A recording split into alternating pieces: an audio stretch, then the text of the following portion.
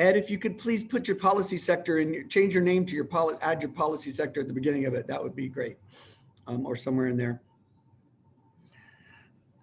So we'll be adding legislation to the spreadsheet that's current,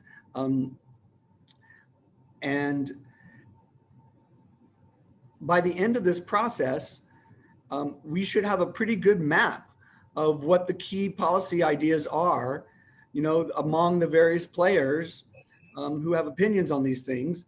And hopefully that will point us to, you know, the top key solutions. And we will have, over this journey, you know, educated ourselves and our broader network, and then the public at large better about these solutions. And we will have not only identified these solutions, which are sort of identified for us in a lot of respects, but we will hopefully have dug down deeper into the nitty-gritty of how to implement these goals and how to achieve these goals. And so that's where it's going to get deeper than what we already have already. And I get a little nervous talking about all this because the how is very complex, obviously. And so it's going to be a journey together, and we'll see how it goes. Your main roles will be to coordinate the teams that have all signed up.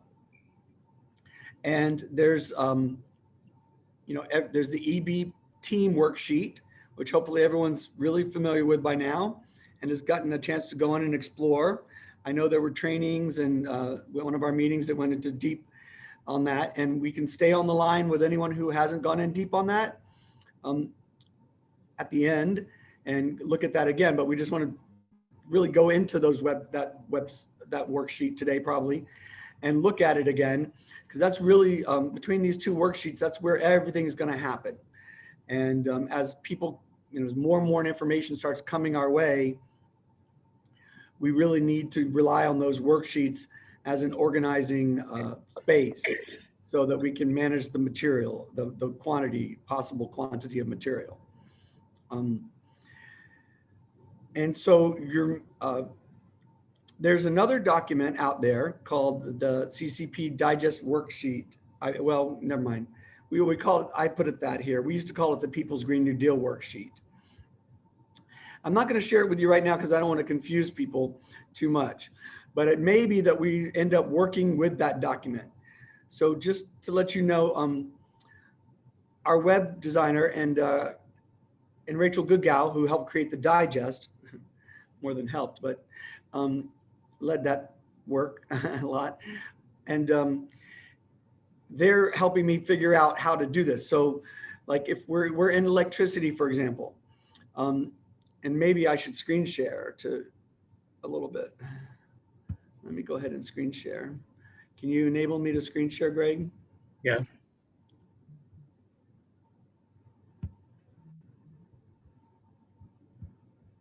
Okay.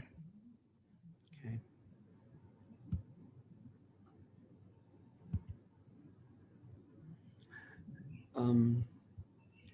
So here's the Christine, while you're on the call, and these meetings will be working meetings. You know, I get distracted sometimes. We'll go off on this piece. You know, we're still trying to piece it all together and create the process and the systems and everything. So we're going to be talking about that in more minute. But as you can see here at the bottom where I am, we've added new subtopics: state, local support, health, corporate finance. These are brand new-ish. Wildlife and plants, and international trade. And so international trade has pieces. But so Christine, if you could go in and format these last 4 or so sectors like the others, that would be good. I'm not sure what we have to put in there, so maybe there's not a lot of formatting to be done. But just basic formatting, I suppose. Now that I think about it, there's not a lot to put in there. So anyway, back to what I was saying is this is the spreadsheet we'll be working in. So as you know, these are the elements of the digest there in the column B. Column C is the documents from the digest that are referenced. Those are going to be hot linked, so you can hover over those and see which documents they are, but it's not really critical unless you're really looking at this for the a new time. And then you have the House plan digested and the Senate plan digested. And when I say digested, it means that somebody read the document, that they found the provisions that corresponded to this general idea, require zero emissions by 2030 to, and they found the relevant provisions here and copied them and pasted them into this space. So that enables us to see what the Senate thinks about this idea, what the House thinks about this idea. Here you'll see new ideas. So we're still figuring out what to put here and how to use that space, but it'll probably be new things that are not in any of the documents that we come. So we'll see where we put there for, so just put a pin in that. Here you see I have the Off Fossil Fuels Act listed. And the idea is that we're going to go back to our previous document where we digested the Off Fossil Fuels Act already. And we're going to see if we can cut and paste what we've already digested into this document. And I hope that's going to happen. My hope is about 50% of likelihood that that's going to work with the buttons being pushed, as opposed to us having to do this a little bit more manually. Can I have a quick question? Yeah, sure. Thank you. When I was working on the digest, any new ideas we put at the bottom where there was nothing else on the House or Senate digest line. So that it was a different format. So I'm just using that as an example. So are we now to take what was in the original document and transfer it, or did you say that's going to be done automatically, or somebody else is going to do it? So this is the original document. This is the same document where you guys were working all along. Right, right. Original for you all. It's Right. not the original. So for now, we're just leaving those new provisions because these were new provisions that were actually in the House or the Senate plan, Okay. as opposed to new ideas that are coming, from other news sources. Oh, new after we did our work. New ideas, missing us. Okay. This column will probably be moved all the way to the end, and it'll just be a catch-all place where, like, oh, we forgot to, nobody's talking about this or nobody's talking about that, and whatever issues like that come up. Okay. That's what we mean by new ideas. Okay, thank you. And so, like I was saying, so we'll digest the OFF Act. The next document is VECA, which stands for Vision for Equitable Climate Action. That document's also been digested in our website. And so you'll see, and then we'll just add additional documents. So like there's a brand new electricity plan by 2030 or something. So that we found, somebody sent us. So I'm just going to take us over to the core team no, this is not it. No, sorry. The team email. I'm just going to go ahead and admit Rachel to get that out of my eyes. So here's the team worksheet. Now, all of you should be already, if you're the team lead for your sector, you should already have edit access to this document. And if you're not, let Christine, if you are the team administrative lead for your team, which means you'll be scheduling meetings and basically dealing with keeping track of everybody,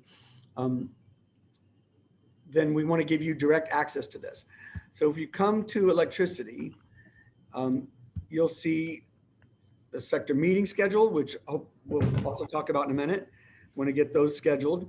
The policy sector team, the leads. If you're a lead that's on a sector and you're not in this sheet already filled out, please let us know today in this email and we'll fix that. The way that will work generally is that you would ask the admin lead to do it. But since we're all here today and we have Christine, we might as well fill in the blanks. Then new groups to approach. And you'll see somebody's put in craft, USC, which is United Scientific, what are they called? Anyway, and then beyond nuclear, just groups that they think are relevant to this. And I've added a document, then new policies. Somebody sent us an email. It came to, I forget who from, and it had a roadmap to 100% clean energy by 2035. So obviously, if you hear the word roadmap, your ears should perk up as you're out there in your sectors, because that's what we're looking for is the roadmaps. Hopefully that's going to be much more detailed than what we already have. Some group called the Evergreen Collaborative has created this document. And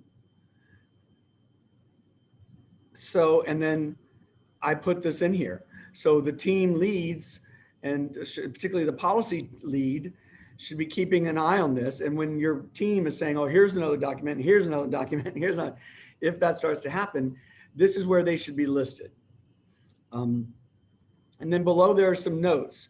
Somebody sent us a recommendation to change the Federal Energy Regulatory Commission into a Renewable Energy Commission. And so that's a new proposal of sorts. It's new, but not, it's relatively. And so we have that linked, hopefully. They're still working on the link for that. But anyways, hopefully this is starting to clarify at least the process. Catherine's agreed to be the team lead for electric for a while still, and I'm going to be working closely with her on this. I don't know if we have legislative, network, or bill package leads yet. But for example, the bill package lead will be following any bills that we have in our package. And that's growing considerably. The possibility of new bills, the list of new bills that are being filed is going to be huge. That's where a lot of the complexity might come from. So we really need somebody who's going to focus on that. Sort of the legislative lead and the bill package lead could be the same person. Maybe that would make sense to join those together into one person, but they're different, responsibilities a little bit, but similar. The bill package lead will be following bills that we've already digested and are in the package, and hopefully forming relationships with those coalitions, et cetera. The legislative lead really is here to work directly with me and Attell and some other lawyers that we're getting together to work on this aspect. And then the network lead is the person who's going to be helping to contact all the groups. So if your team members have like, oh, this group and that group we should talk to, and this group we should talk to, tell them, great. Give all that information to the network lead or the administrative lead, however you want to run it, and they will insert that information into this worksheet. So the team lead, the admin team lead really can coordinate all of this and the worksheet, how information gets put in. And you can decide whether to give your other leads direct access to the website to do it themselves if you prefer. Can start out maybe channeling it all through you for now from your team, if that's okay. And then, I think that's the better idea. But this is what we're trying to figure out how to put these systems in place. So we'll trial and error a little bit, and if it's not working, we can adjust it all. Just briefly, I don't want to confuse you too much, but I'm just going to show you that this document exists. This is the Federal Climate Bills discussion list, new bills. So these are in addition to the 10 bills we have on the list, and this document has now become very active because Attell is busy adding new documents to it. And so there's all sorts of bills that are going to be coming our way. Food Date Labeling Act, farmer-driven conservation outcomes.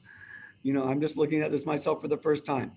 So it'll be interesting to see what all comes forward from this. And I will be working with Attell and hopefully my friend Art to review these and decide which of these bills to put on the team list over here. We'll add these bills that we think are relevant to your sector once you can always, if you come across new bills out there, put them in your policy sector directly. And then, so there are going to be more, I'm sure, but we're not going to start digesting them until we decide together that they are an important enough bill or document to put on the policy document over here. So you remember where we are, this is the policy document, et cetera. We're also going to be able to have columns here. This says additional documents. That means what we'll add. Might have MIT might have its own column. Food and Water Watch might have its own column. We'll see.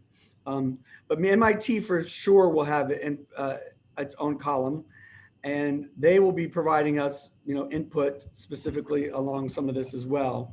That was one other thing I wanted to share with you. Let me just see if I can pull it from my fast enough. MIT top 10 list. Here's MIT's top 10 list. Where's the chat? How can they get to the chat? Well, I'll stop sharing for a second. think. Let's see if it brings me back over here. And now here's the chat, MIT top 10. There they are, just FYI. All right, so let's see, where's my agenda? I've covered quite a bit. I think all of this was supposed to be familiar background. Hopefully it was familiar to everyone and not new news on any fronts. Rod, before you go on to something new, there were a few hands raised. Okay, let's take questions. Go ahead. So Anne, go ahead. You need to unmute.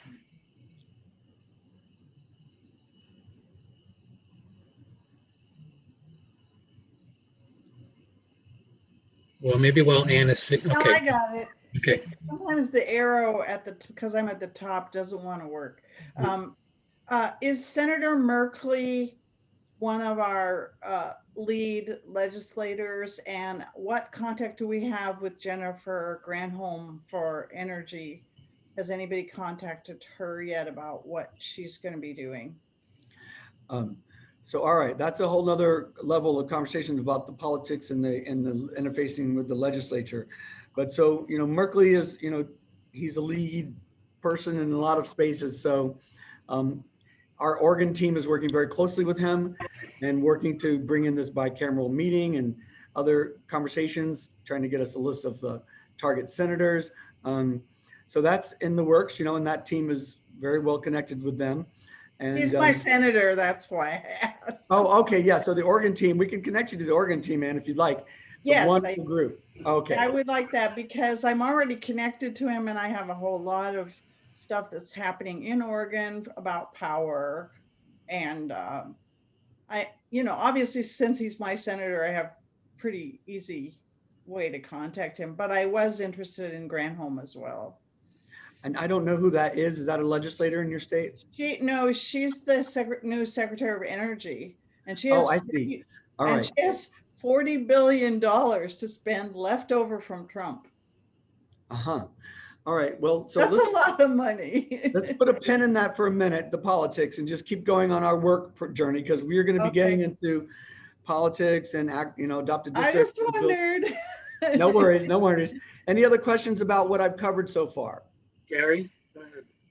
Yeah, hi. Yes, Todd. I started having formative conversations about building the health sector team, the new health sector team.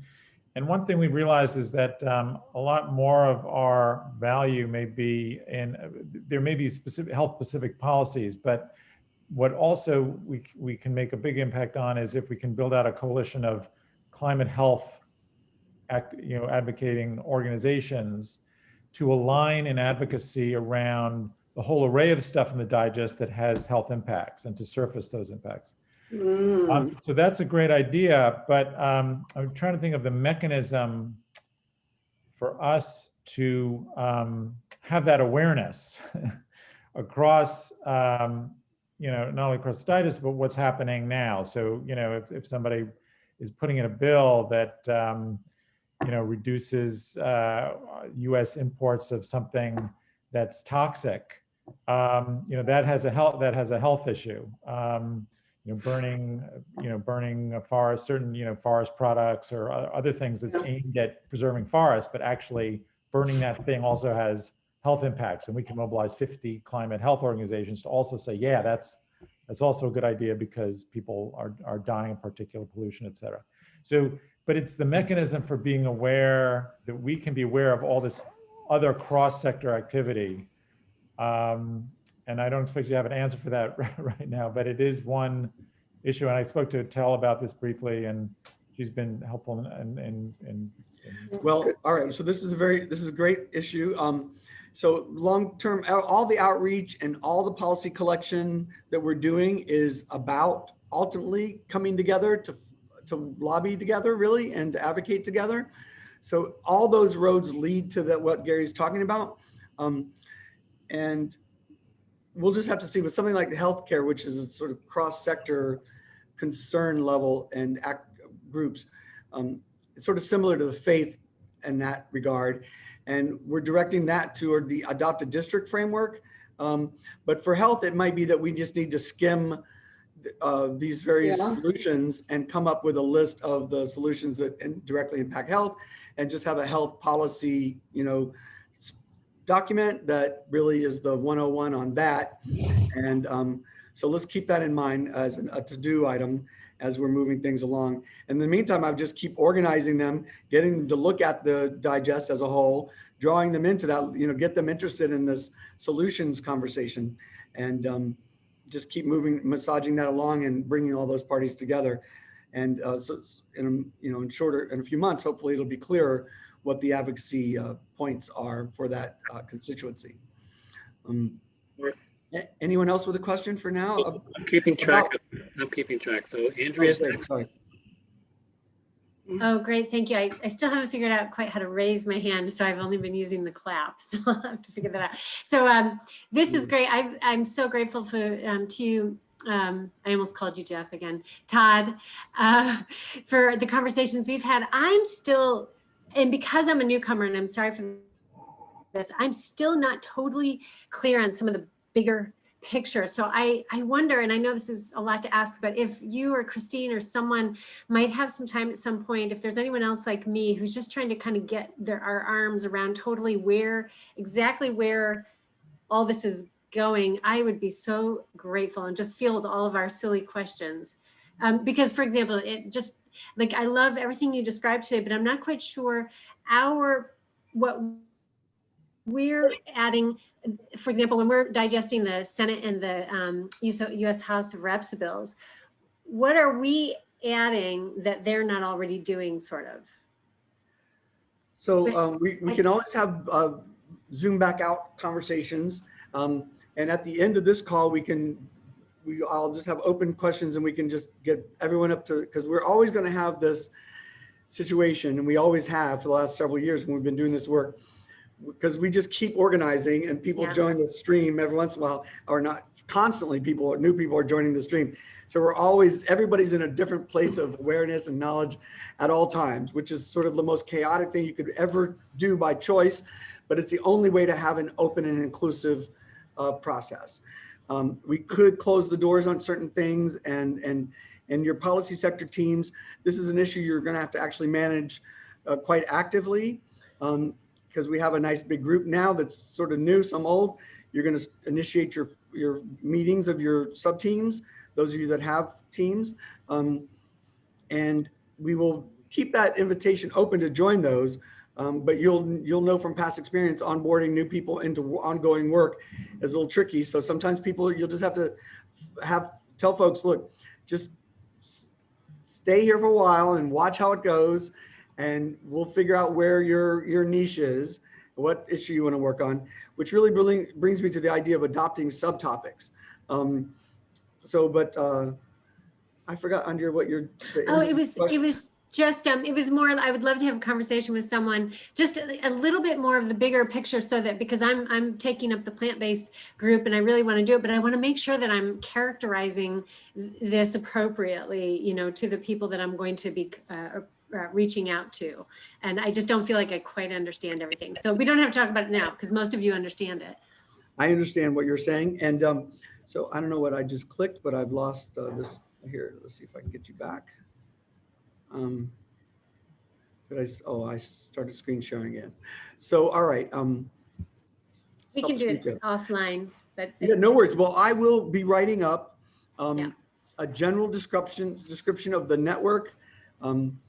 The website is being not completely, there are new pages being created for our website, which was created for the digest. It was never created as a campaign or a website or a network website.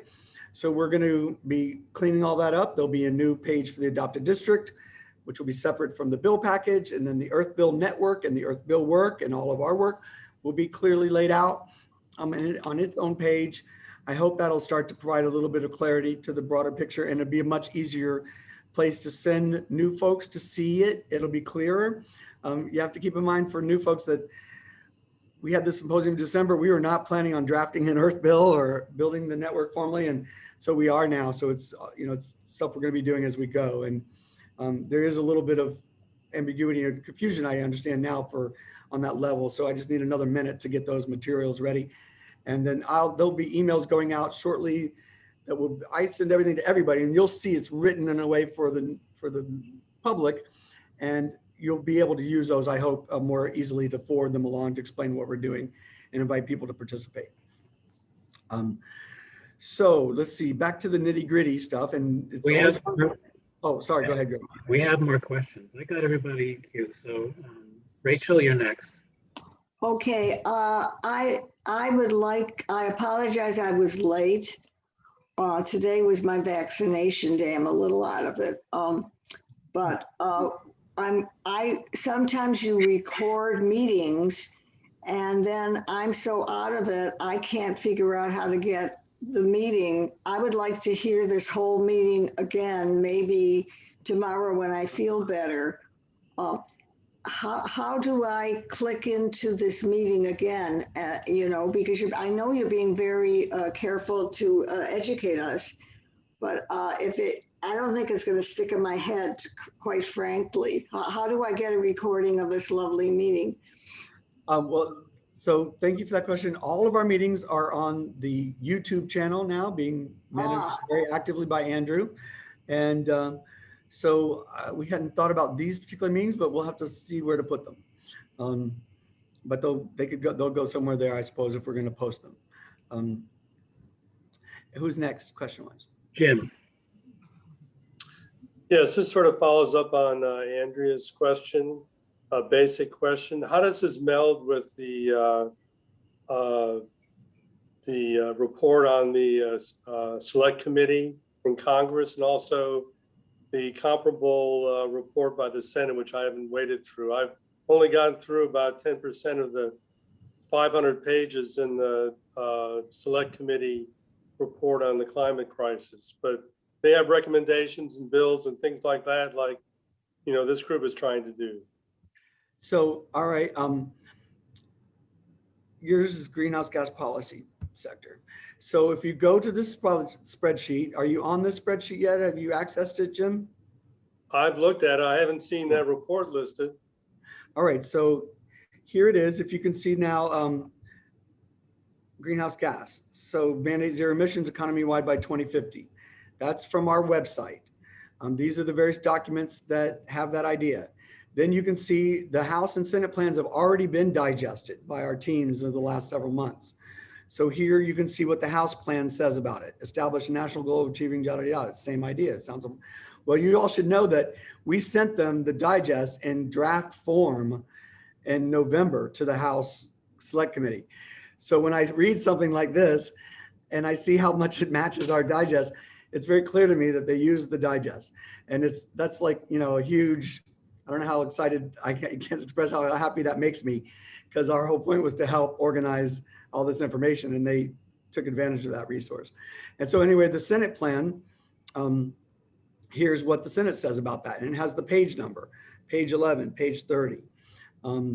So Jim, you don't even have to read the whole 50 pages now, because our teams have already done that. And you can, if you're only interested in the greenhouse gas part, you can just policy pieces, then you can just come here and look for them. Doesn't seem like there's a lot of information on this. So let's see here. The Senate, I guess. What tab is that in? This is, if you go to the bottom, you'll see greenhouse gas policy at the bottom. Okay. That's the tab. Because I can't see the tabs on the screen share, so. Oh, okay. At the bottom, there are tabs and greenhouse gas policy, GHG policy, it says. All right, thank you. So, but as you're reviewing the House plan, if you're still eager to read it, it wouldn't hurt to, make sure that we didn't miss anything here, because it looks like the House didn't have a lot of details. One thing to notice, that the Clean Future Act, if you look over here, is digested in the digest directly.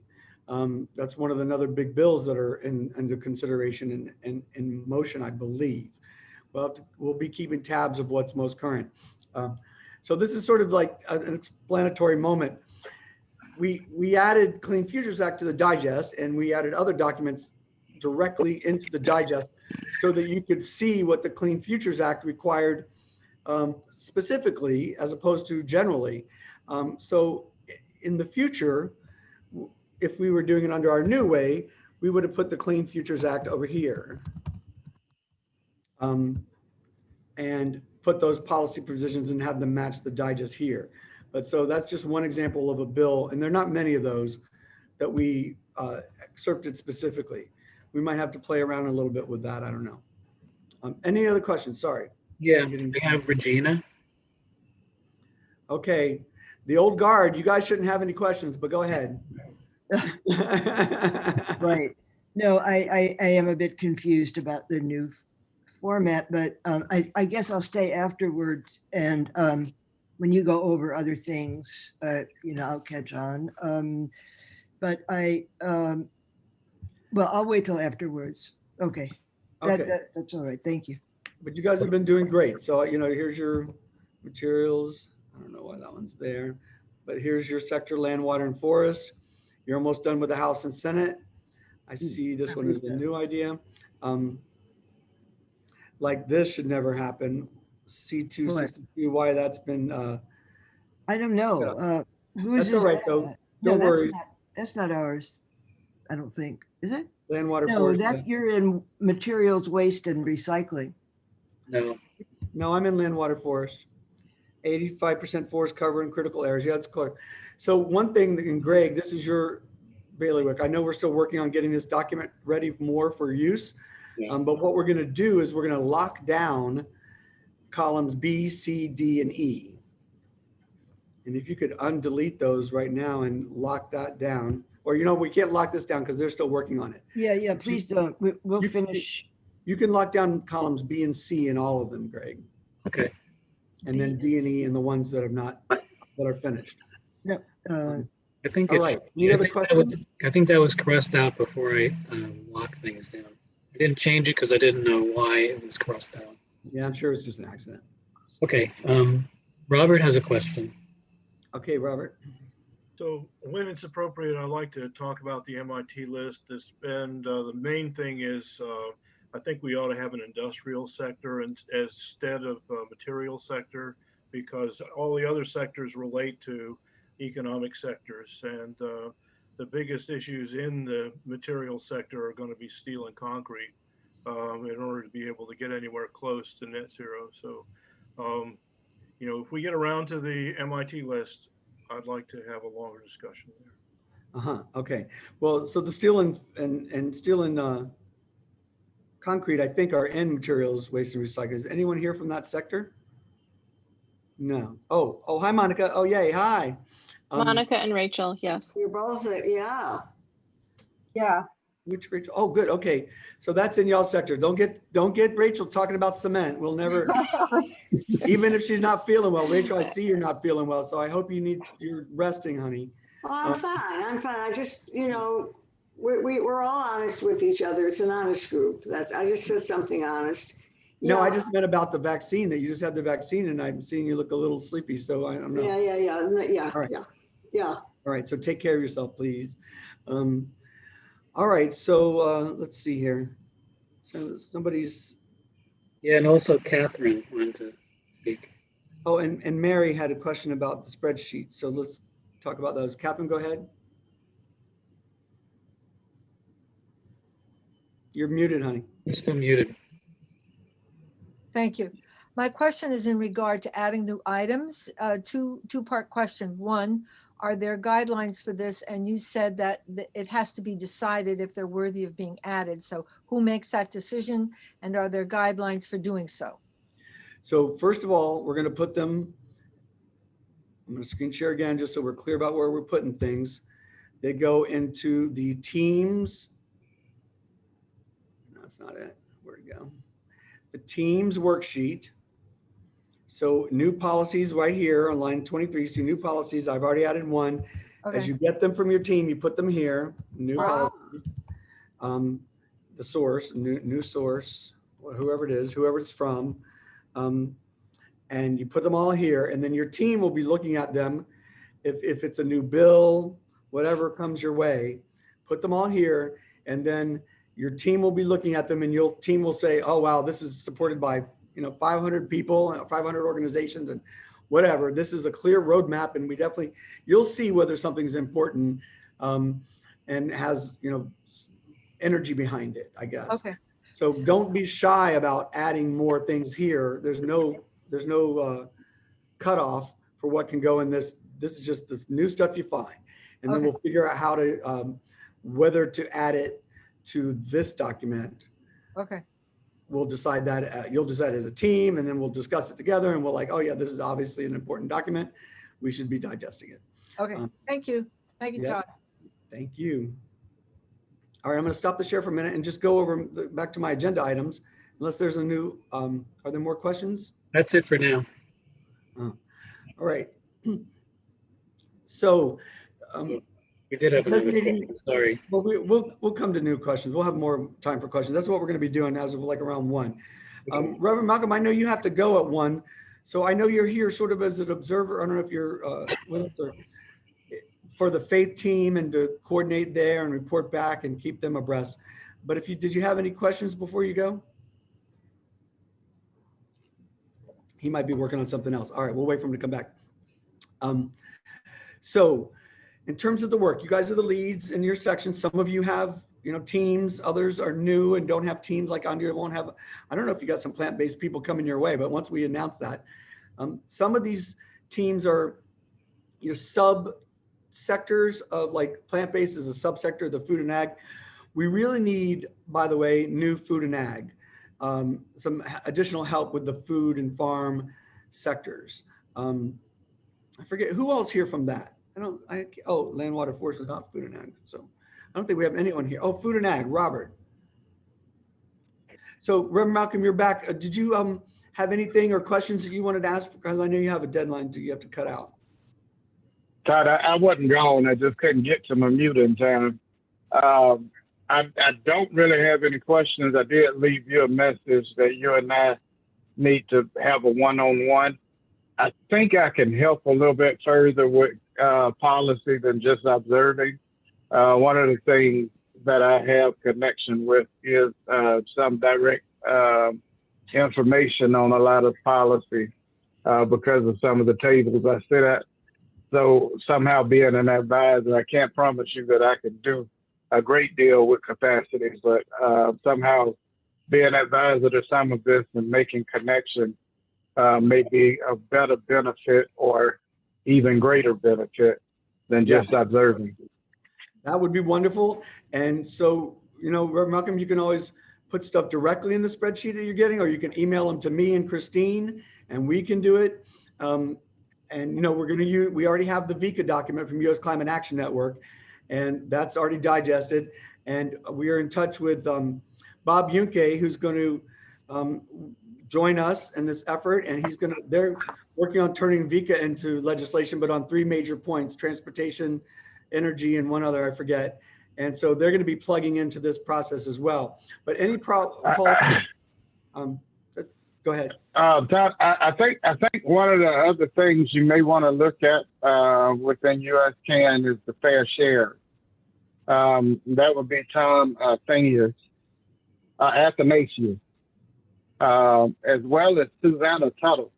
And actually pulling Susanna Tuttle into this, she's the director of North Carolina Interfaith Power and Light. But pulling her into this, she may very well find home in this effort as well and be of great help.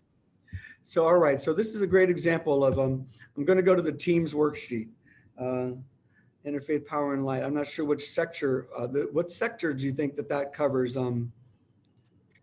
Malcolm? With North Carolina Interfaith Power and Light, you can bring her in and ask her pretty much where she thinks she'd go. She works directly with Fair Share. She's one of the founding committee people with that. But you can ask her wherever she'd like to go. But Interfaith Power and Light itself, would definitely help you with faith. But they have a lot of legislative interaction as well. So, all right, just getting in touch with them would be great. Great. Well, if you wouldn't mind sending me their emails or an email to both of us and connecting us, that would be great. So as you can hear what Reverend Malcolm is saying, there's going to be instances where organizations are we need to add. So I've just put that in electricity, but it doesn't sound like it really fits here necessarily, but I just did it to show an example. Normally you would get an idea like this. You would go and insert it in your sector contact name that he just mentioned. We would put, you know, Suzanne, et cetera. We would get her email and put it here, hopefully her phone. And then somebody over here would type in Todd's going to contact, Rev Mal is going to connect or whatever, or send email or whatever, you know, whatever the notes are. And then that way you'll see. So we can delete that later, but you get the idea. That would be wonderful. Just, and everyone who's, you know, if you get ideas like that and you want to forward them to Christine, that's great. So a group that doesn't quite fit into where, you know, your sector, it's broader than a sector, whatever it is. All right. Oh, okay. Robert has offered to reach out to North Carolina Interfaith Power and Light as well. Maybe you and, well, whomever wants to, that would be great. So maybe the two of you could chat a little bit and see how best to handle that. All right, let's just get through the agenda before we get too much further. I just wanted to get anyone who had to leave by 1 o'clock. So, all right, the most important next thing is for you to convene your teams, if you have teams. So to set up the doodle and schedule their regular policy sector team meetings. Electricity is already scheduled. I think, well, I saw the doodle. I think it's done. I think it's going to be this Thursday at noon. And if you have other big teams, please start, you know, scheduling that, because you know how that takes time. And then ideally for now, I think it would be great if you could schedule those for weekly, if your team's amenable to that and it makes sense for you all. We're still working to get you the material that you have to start focusing on next, but you can get to know each other, get people assigned to various subtopics. I think it'd be very helpful, particularly if you have a big sector, to designate lead people for various pieces of that sector, and get those names clearly down, and we'll figure out where to put them on the on your sheets, probably up at the top underneath all the other leads. We could put subsector leads and names and emails. And so this is, again, all we're doing is channeling information into lanes, because we've got a lot of lanes and we got a lot more information. So schedule those, meet. Once you have those scheduled, add those scheduled meetings and the link to them to your team sheet up at the top. I'll go back again and show where that is, so we're clear about everything. You can see here up at the top, right here, it says sector meeting schedule, day, date, time, and somewhere there should be a link. So we should put link to the meeting. You can have those be private, you can have them public, they need to be public to your team, obviously, so that's why they're here. There is going to be a group calendar for this kind of thing. It's already pretty well set up, but we're waiting to populate it. So as you get your ideas at your dates, we'll add that to those. All right, so outreach and general management. Outreach is just like everyone will be doing, collecting these names of groups like Reverend Malcolm just put forward. And then Robert was offering to contact them.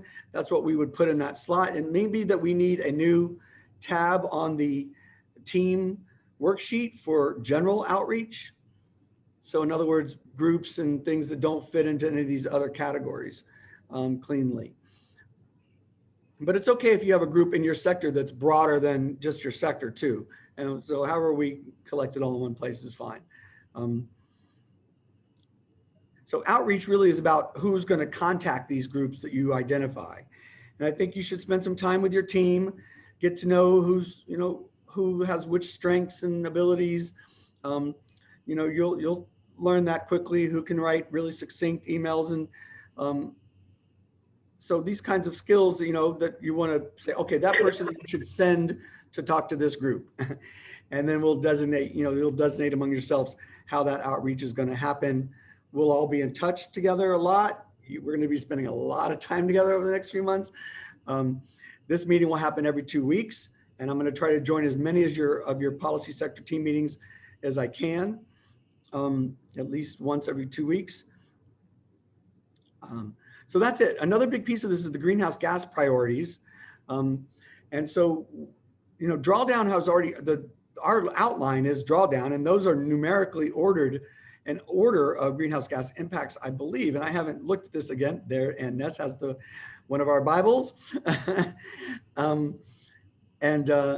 showing in the thing. And but you fortunately don't have to read that anymore, because all the digest is basically drawdown, organized in details, without the wonderful text, which is a beautiful read, by the way. If you've not read it, it's just a lovely book.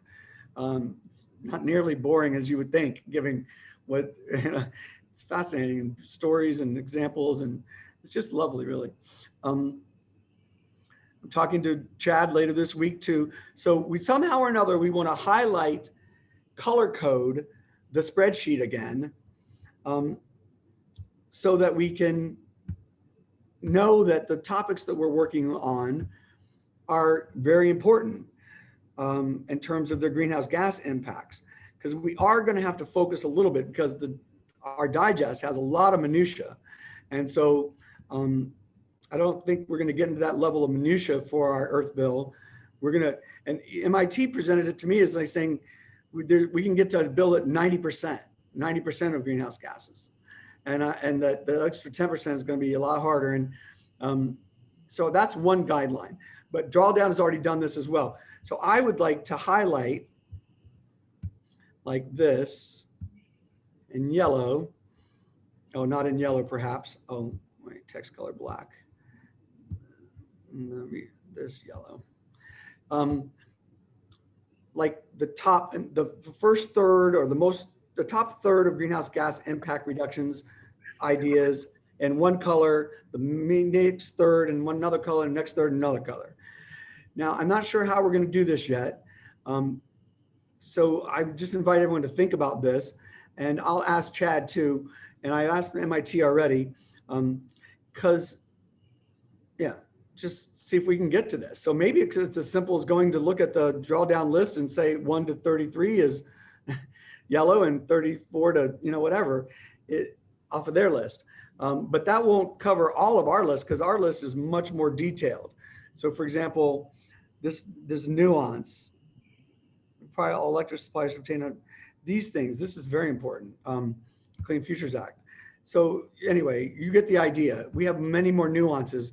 And so by doing this, we don't have to highlight every idea from the digest, but we want to make sure we capture the big ones, and that we know that that's what we're working on, because those are the areas where we're really going to want to dig deep into the how, the plans to do it, who's going to build it, how's it going to get built, these kinds of questions.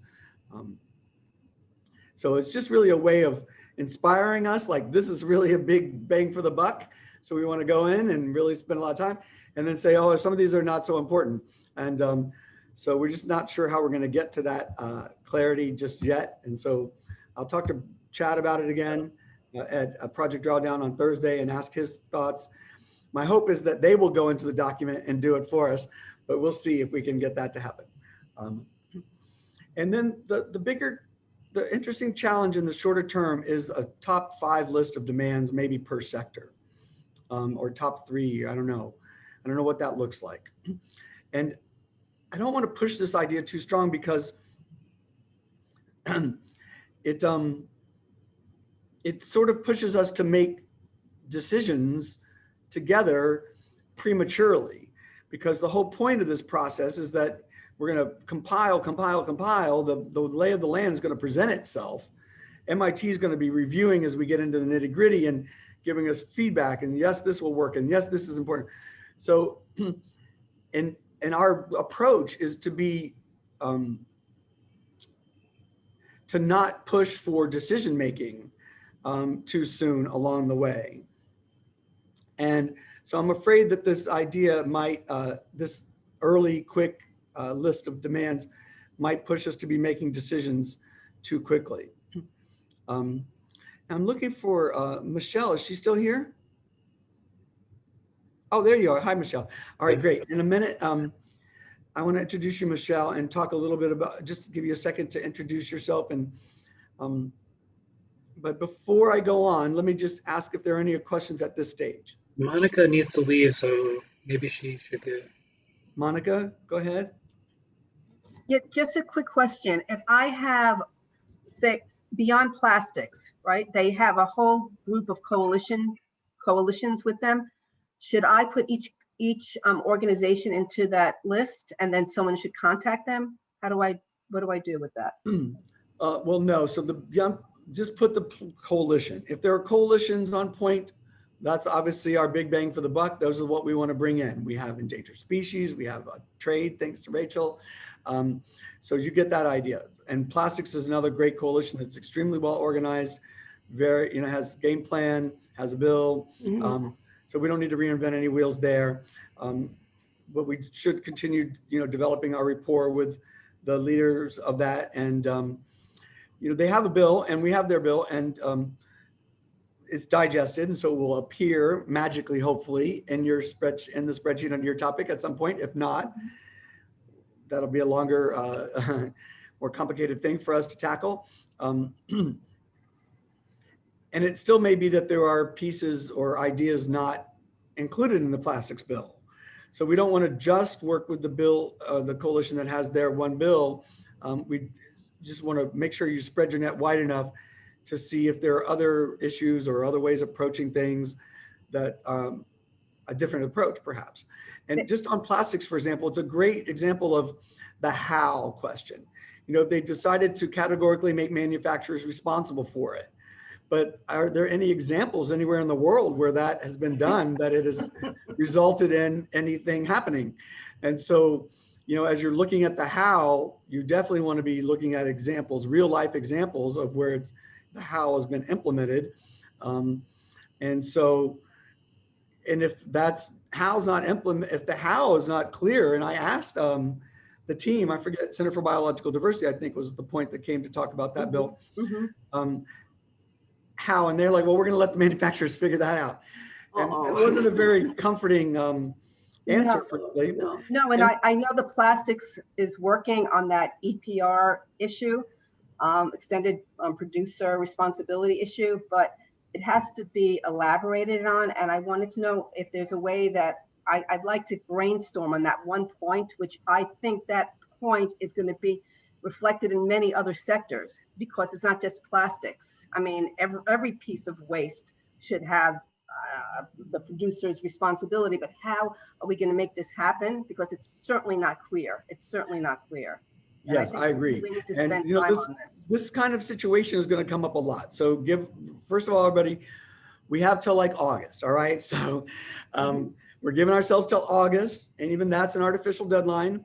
I'm hoping by April we have some clarity, and we should talk about that briefly before we get off the call, whether we think we can have a 2-day report back from all of our sectors by April as part of Earth Week. I just got off the phone with the Earth Day folks today, and we're going to be presenting at their big forum. They had 500,000 people attend their one-day thing last year, and it's basically a lineup of who's who, and we're getting invited this time to participate at that level and present on the Earth Bill and the Earth Bill Network. So I'm thinking about maybe that's on a Sunday and a Monday, and then maybe Tuesday, Wednesday would be a win. And then Thursday is President Biden's big climate conference thing. And Attel's been pushing us for it to do it in that 2-day window or before. She hasn't been pushing, but she thought better in the lead up so that we were part of the conversation. The countervailing argument is that everyone that week is so programmed with so many activities. It's maybe too full. So maybe we'll bounce ours to the week after, and we use all the Climate Week events to promote our upcoming event. And that would give us another week too. So keep thinking about that. Mona, we'll see how we are in the next, couple weeks, next month, and then we'll have to make a decision on if we're gonna do this and start planning that.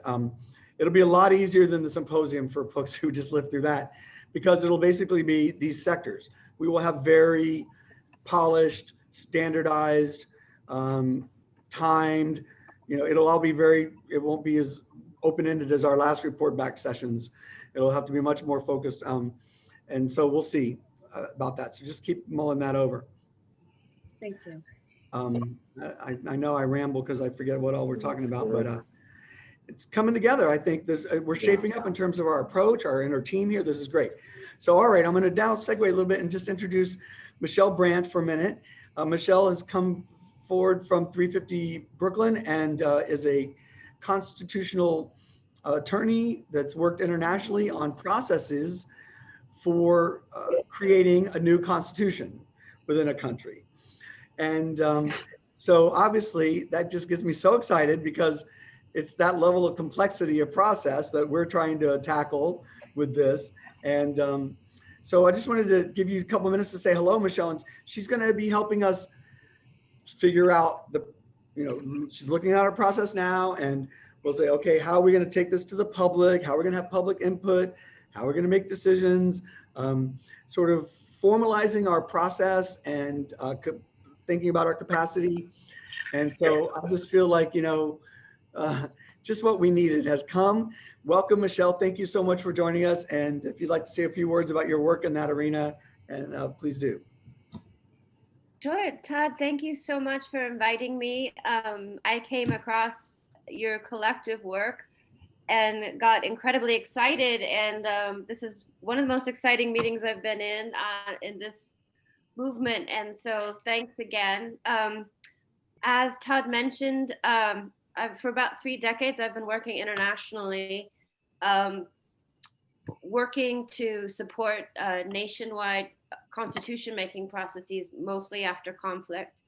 And also, it's both been looking at how you draft the social contract and the process by which you get public input and civic engagement. So implementation of that social contract continues, and you build on the momentum of the coalitions and everyone working toward that social contract at every single level of society, including international, national actors, national government actors, civil society, and going down to the grassroots, and kind of compressing that vertical decision making so that these different levels are communicating with each other, and you're going to get much more effective, legitimate, credible implementation after adoption of a constitution as well.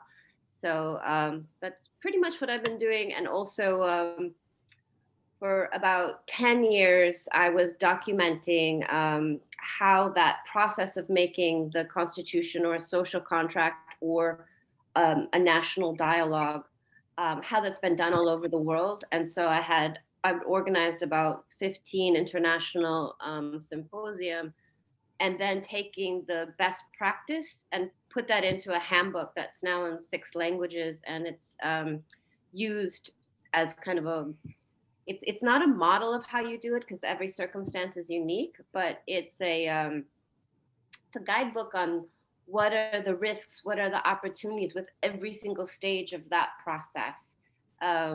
So that's my brief introduction, but I love to kind of do every part of a nationwide process, which is kind of looking globally at what you do with communication, what you do with coalition building, how you do civic education, in addition to the drafting, and how all of these things tie together. I love that complexity. So looking forward to working in whatever way supports this amazing effort. I'm just thrilled and humbled to see all of this in action. It's exactly what I think we needed. So thanks again, Todd. I'm thrilled to be here. Wow. Great. Oh, I don't know if everyone's excited as I am by this capacity that just joined us. No, Michelle's email, Jean. We're going to streamline this communication and make sure that things are, working in lanes a little bit, so we keep we don't drive everybody crazy. I don't mind if you drive me crazy. I started out crazy, so it's fine. All right, well, that's very exciting. So, obviously it's her first meeting. We only have one other call, so she'll be looking at what we're doing. And the first words out of Michelle's mouth were inclusiveness and transparency. She had not seen our network approach, which, those are the top 2 items. So, and I've worked internationally in democracy and on many organizations. And so those things didn't just pop out of the blue. They're informed by content of my experience too, and many complex processes, including legislative drafting. So this is very exciting. It'll start to take more shape over time. So let's see. Now I just want to say, let's open questions. Christine, a couple things. So Christine, everybody knows Christine, right? She's, without Christine, we wouldn't be here and holding it all together. I don't know. So it's a miracle. We have and then Rachel Goodgow is not with us. She helped bring us all along, but she used to do all this by herself. Well, not by herself, but mostly, and the adopted district thing, imagine that. So we now have multiple teams doing these things. So Christine, I need to figure out which sectors we need help on. And I think those farm and ag. So Robert, are you still with us? Who is that? Which Robert is that in food and ag there? It says food and ag. Robert also. Hey, what's up? Oh, hi, Robert. What's your last name? Schwartz. Schwartz. All right. Well, do you want to just say hi a little bit? Because I don't feel like I know you. Your interest in the food and ag section, and well, why am I interested in the food and ag section? Or what's your So we know quite a bit about healthcare and diet in this household, and also have some ethical thoughts about mass farming. I mean, and which I'm sure you guys are all aware of, and that the food choices that we make as a society are pretty much the worst possible choices we could make in terms of environmental respect. And so, yeah, I mean, so there's got to be some way to chip away on it. I've dedicated my pre-COVID life. I was just a dancer for my job, but I helped people self-actualize their personal desires when it came to ballroom dancing and dance on a championship level. And now that's obviously gone, and probably gone for good. And so I created a business where people could grow themselves the most nutritionally dense and environmentally friendly food that's available. So I want to see, I'm just really excited about Cory Booker being part of this whole thing in the food and ag, because that might be a way to I don't know. It's just like in a couple hundred years, people are going to look at us like we were monsters. They really are. Oh, and just like the way that we look a couple hundred years ago, and that's probably the way it should be, but that doesn't give us an excuse to stay monsters. No, exactly. Well, thank you so much for being here. And I love that you're a ballroom dancer teacher. One of my good friends in New York teaches ballroom dancing to little children. How cute. And individual adults as well. But so he's part of that whole world. And I'm a dancer too. I love dancing. So, well, it sounds like you and Andreas, who's on the call. Andreas, wave. Yeah, we've already. Hi, how are you?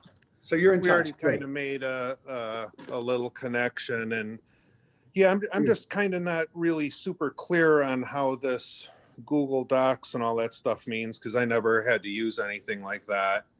But no worries. Yeah, lucky you. And I have really good relationships with the elected officials that are locally here, because when I was a dancer, I did a lot of charity stuff. And where's here? Oh, in Oregon. Okay. In Oregon. Oh, well, that's wonderful. We'll have to get you connected to our Oregon team. Who else was from Oregon? No, they meet on Wednesdays at 6. Oh, you're already with them, plugged in. Yeah, right. That's how I found this. Right. Oregon. I don't even know who it is. Like there's a climate I think I stumbled into this when I was just looking at an Al Gore symposium, and well, good. Well, we're just glad you're and here. I was just inspired to try and participate more. Wonderful. Well, welcome, welcome, welcome. And it sounds like you're plugged in with Andrea, so that's good and wonderful. Now, somebody is listed here as Faith Environmental Justice, and I can't see the name, but I see a headshot. Who is that? I think that's Mary. Oh, hi, Mary. Is it Mary? Where is it? It might be me. I'm Margaret McCaslin from upstate New York. Margaret, okay. I've been promoting drawdown among faith-based and interfaith groups. And I was a policy wonk first and got into faith-based work around climate change afterwards. So I'm both interested in faith-based decision-making and the policy wonk, and then the places where they intersect. Yeah. Like bills that look really good on paper, but in fact are gonna have unequal impacts on certain communities. And Margaret, tell me your last name again. McCasland. How do you say that slower? M, little c, big C, A, S as in Sam, L, A, N as in Nancy, D as in David. All right, wonderful, wonderful. And did you sign up for a particular, environmental justice? Yeah, and I've met with Lavona and the faith group. But I also, the policy wonk half of me wants to also be tracking legislation carefully.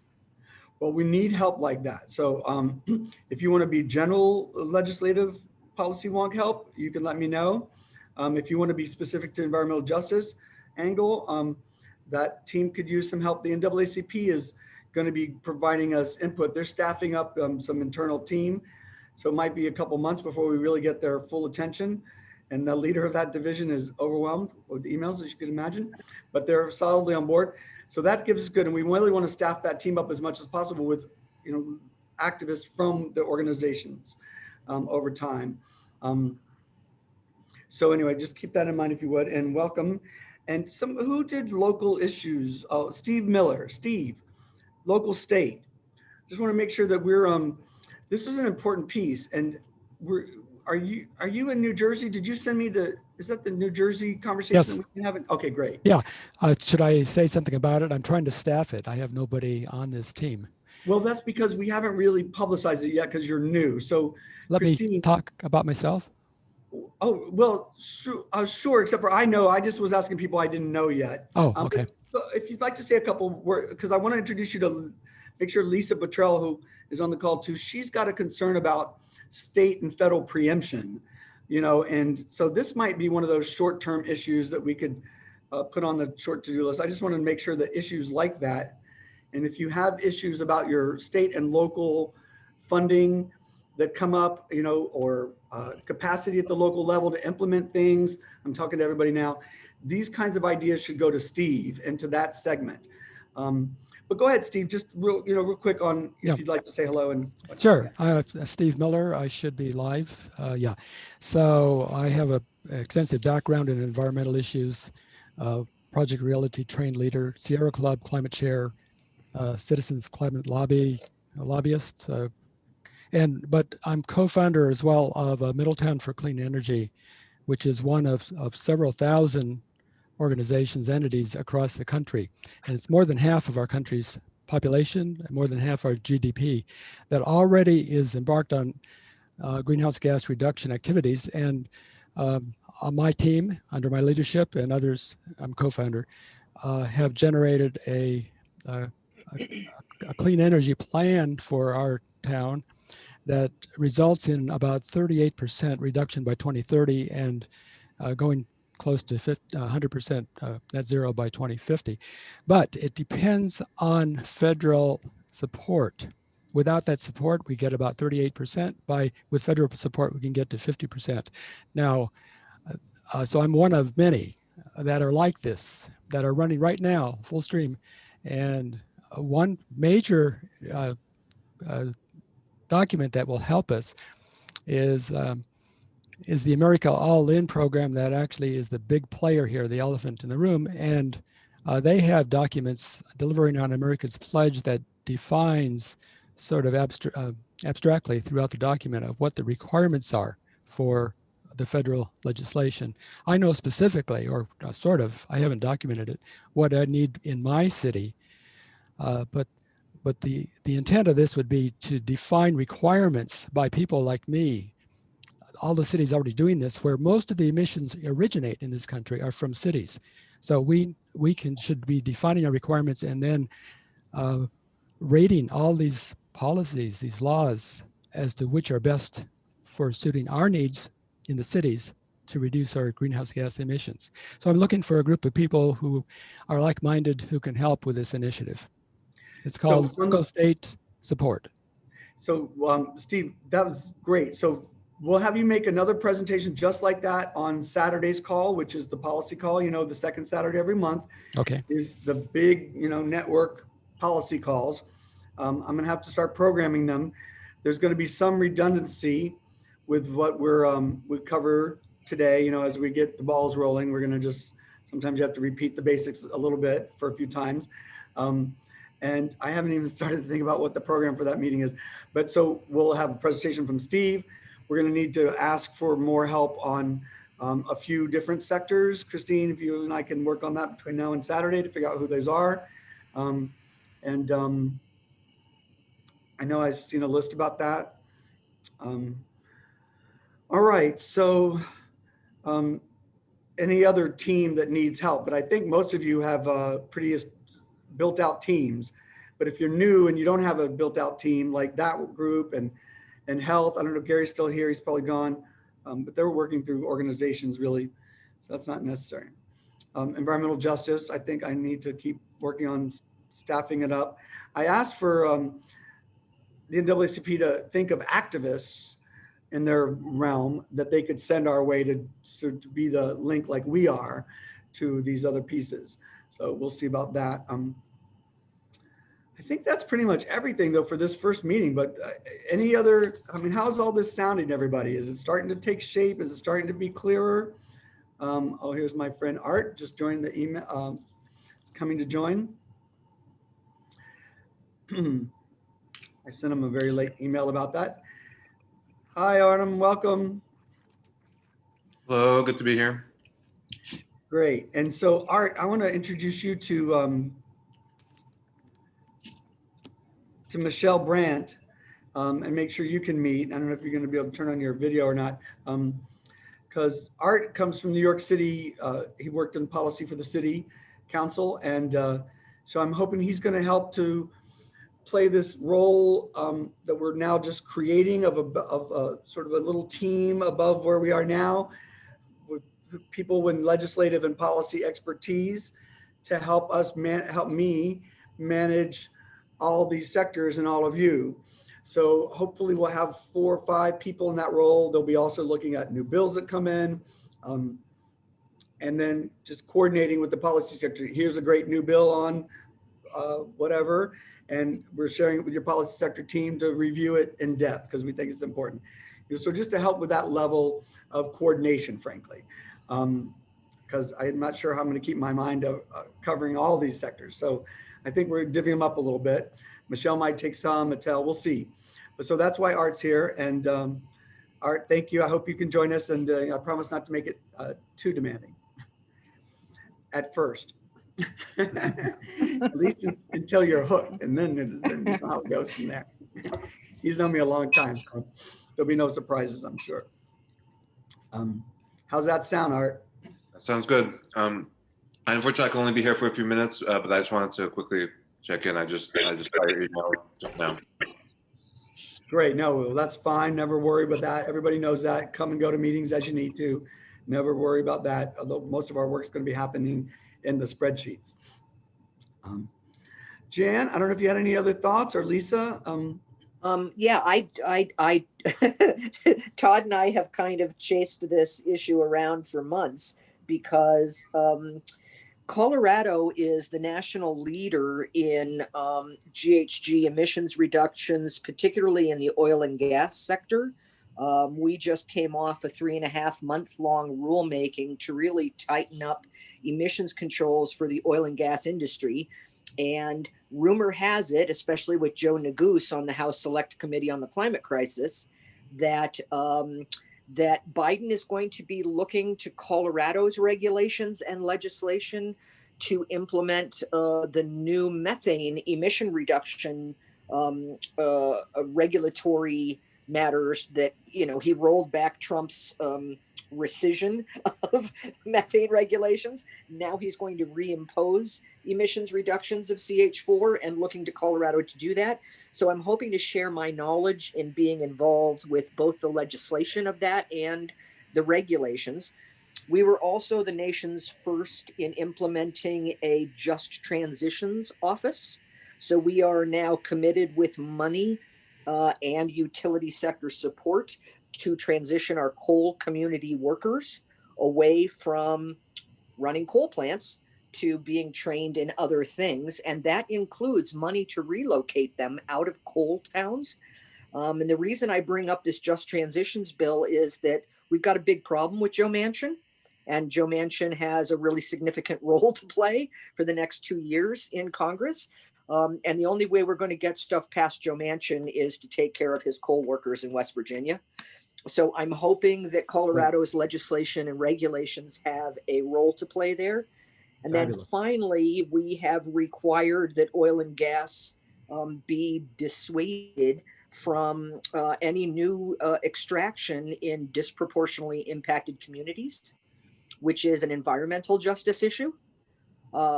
So basically, Colorado's legislation and regulations affect a number of policy sectors. And my offer to the general policy sector leads is happy to share that knowledge, happy to share language, happy to share history, and give you some strengths and weaknesses of our legislation and regulations in the hopes that we can help drive federal policy. This is very exciting, Jan. So I hope, I'm not sure which ones you're plugged into. Obviously, electricity and environmental justice. If you could be sure to be coordinated with those teams and to get that input. And then it may be that we need to have a new column on those sheets that say Colorado. If you have model legislation that's that detailed and already being served as a model. So we'll figure out how to input it all, but definitely we want those that level of detail in these things. And even though regulations are going to be beyond the scope of this, I think it'd be great to include some of those key provisions as necessary so we can see, because sometimes you could put in legislation what you put in regulation and sometimes not necessary. So anyway, it's very exciting. All right, and then there's Artem. Hi, everybody can meet Artem finally, because I'm going to drag him into this. And you get to see Michelle. She's right above you on my screen. Who you haven't met yet, but I wrote you about her. She's the constitutional lawyer.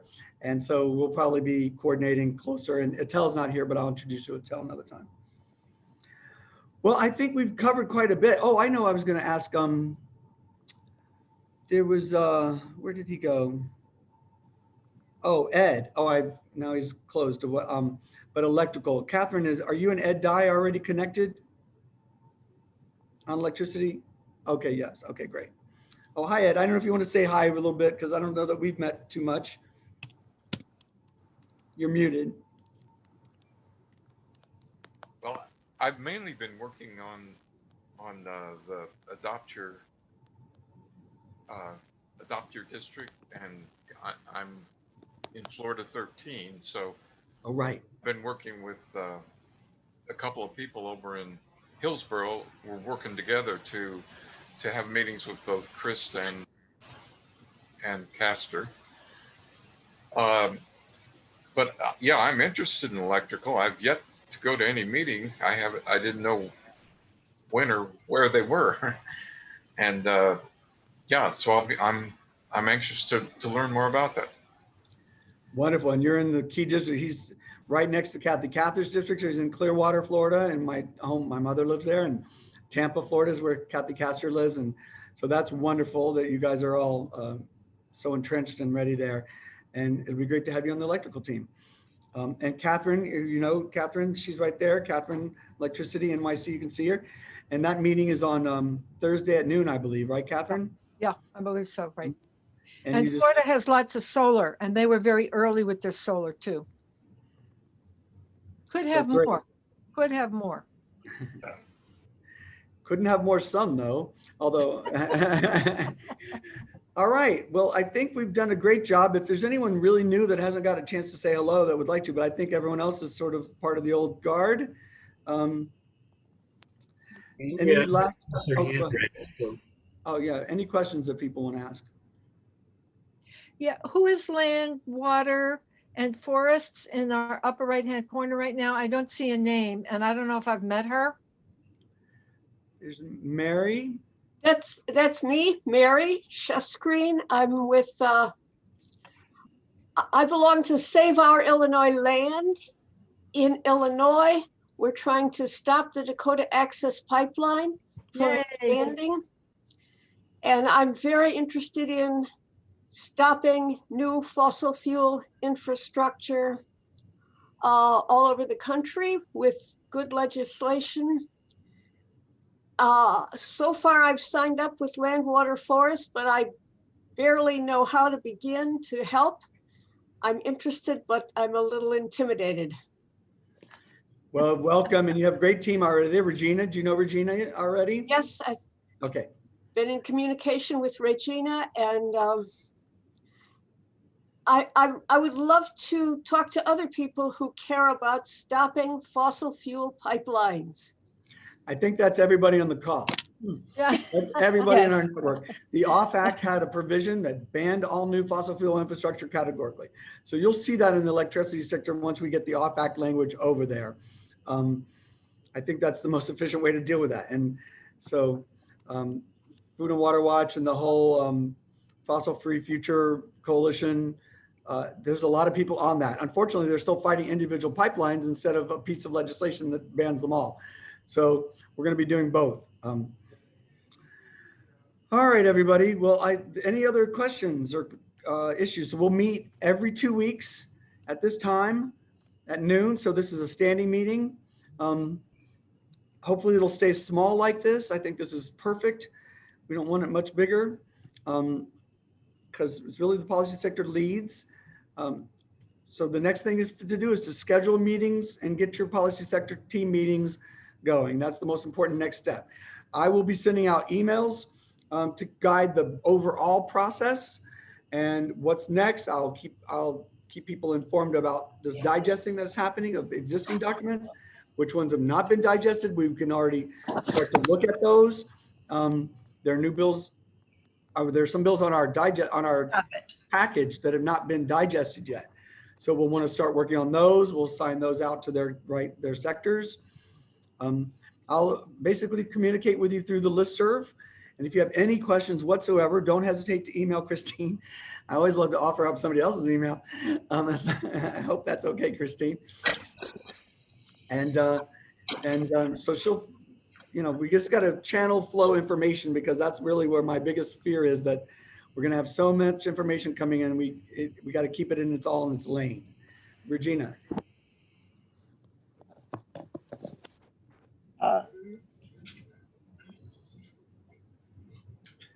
You're muted, Regina. Okay, Lisa, thank you. I don't know if you had anything you wanted to add. Yes, actually, the person who, we have 3 leaders set up in our team. It's Shannon for the administrative. I signed up for the legislative, and Robert signed up for the package. So, my understanding was that all the people who wanted to participate in leadership roles would come to this meeting. Is that okay? All right, so we take it from there. And I guess I'm going to have to, I still am a little confused. I'm hungry and I have to feed both of us before my 2 o'clock. Oh, sorry. Pardon me? Something else, I think.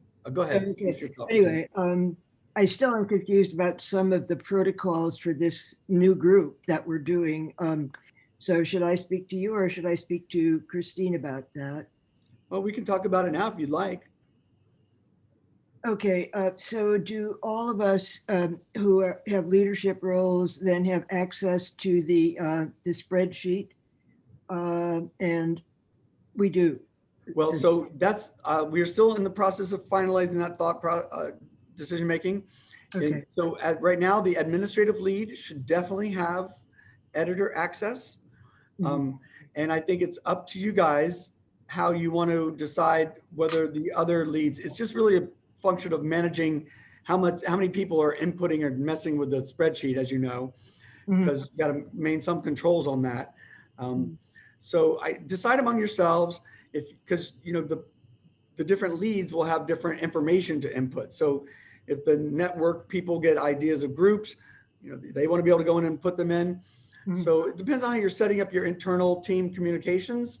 Okay. If you want to, like say, if you have an idea for a group, send them all to the admin lead. If you have a new policy, send them all to the admin lead, and then have the admin lead insert information into the documents. And then the substantive analysis would be done by the legislative person. They would be looking at, you know, okay, these bills have been popping in here, and they would start to dig in more deeply. And then same with the network. Oh, here are all these groups people have been adding to the list, or the admin added. Let's figure out, you know, who's going to contact them, et cetera. Maybe that person will contact them. Okay. So you get the idea. You just have to decide how many people you want inputting directly in the document. My opinion, I think if you had, you know, 2 people from each team, maybe would be great or 1 to start, however you want to do it. Your team is very organized, so I'll leave it to you all to figure it out. Okay. And then if you want to add somebody as change their status as, I don't know if you can do it directly, but you can always ask Christine to do it. Okay.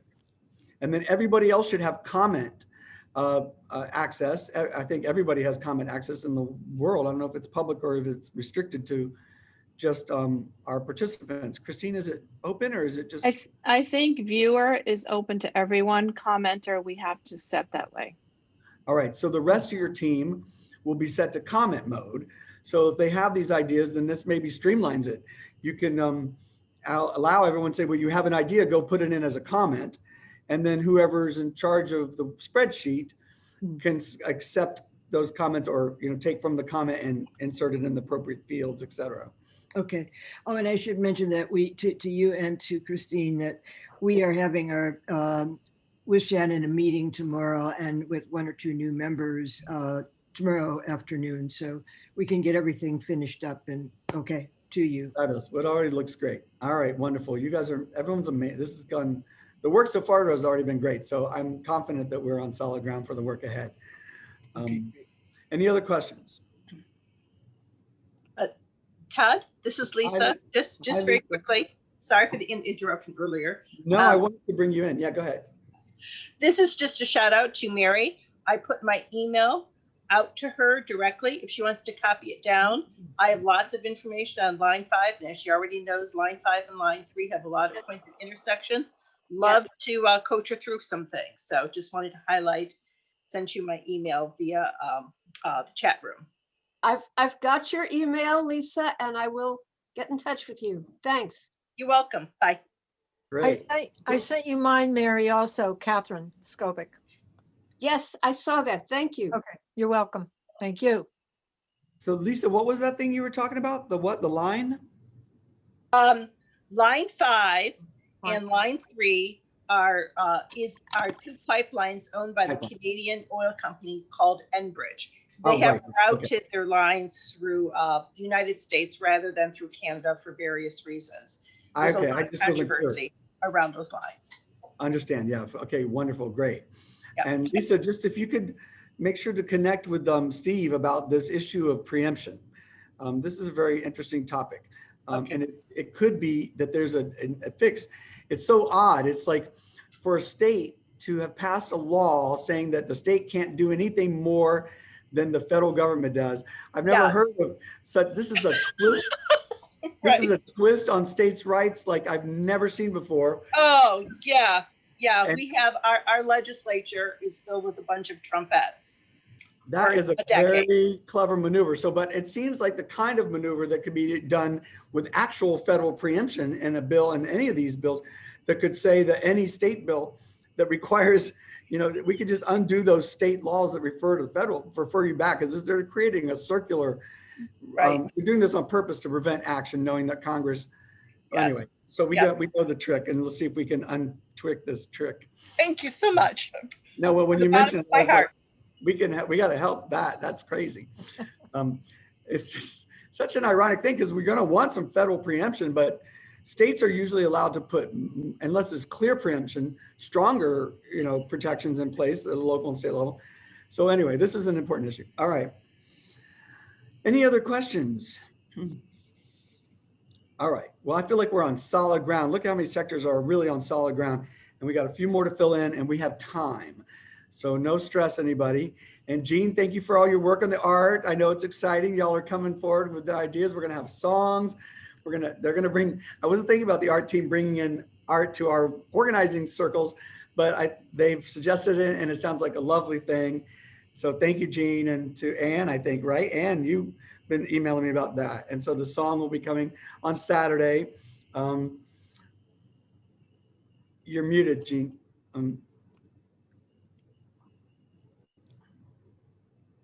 Yeah, I don't want to keep, we really had a nice meeting. We'll have another one in March, and Ann is the first person who volunteered, so it's really nice. And we have other people who have videos, and it's really good because when museums start opening up again, it's the public that walks through the museums that gets the visual, and it really helps. Thank you, Jean. Yes, definitely. Exciting, exciting. All right, everybody. Well, I think that's it. I can't think of anything else at the moment. It's all good. So we'll see you next week. Shoot any emails to Christine that you have questions about. Convene your teams. That's the most important next step. Be sure to get those dates when you get those scheduled. Send those dates to Christine, or you can put them in your spreadsheet, obviously, as well, but get them to Christine so I know that, and they'll get them to my calendar. And so I can try to attend some of them. I don't have to be at the first ones maybe, because you're just getting to know each other, and that's, but in a little bit. So I want to join. All right, everybody, thank you. Yeah, this makes me feel like we're solid, so that's great. Robert, any questions or thoughts before you go? I know that we're changing you guys are hard at work in North Carolina. You've had meetings with your congressperson. I was emailing, I was a little nervous about the follow-up answers, but I hear that you got that in hand, and I apologize if I'm being too pushy. Todd, I'd love for you to give me a quick call if you ever get a chance. Don't want to monopolize your time, but I really need to talk to you. Oh, well, why don't you just hang on here for a minute and we can talk after this, and Greg can meet me. Yep. And on that, if anyone ever really needs to talk to me, there's a calendar. You can always contact Carolyn or just email me I'll send you my calendar thing. I figured out how for you to schedule directly. And so if that comes up, we can always talk. All right, everybody. Thank you. Have a great day. Thank you so much, Michelle. I'm so glad you're here. Thank you. So glad you're here. Thank you. Thank you. Thank you.